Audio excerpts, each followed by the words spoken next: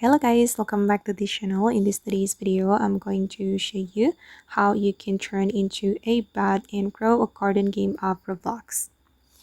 Okay, let's get into it guys. If you want to turn into a bat, you will need this item.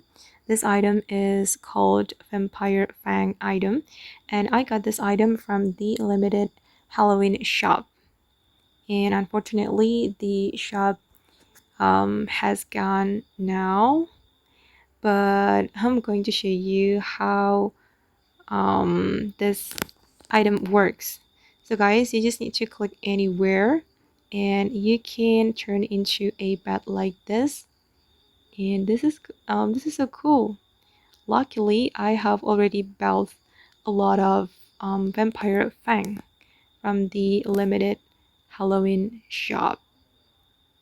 Okay, and I'm a bat now, and I can fly through the map.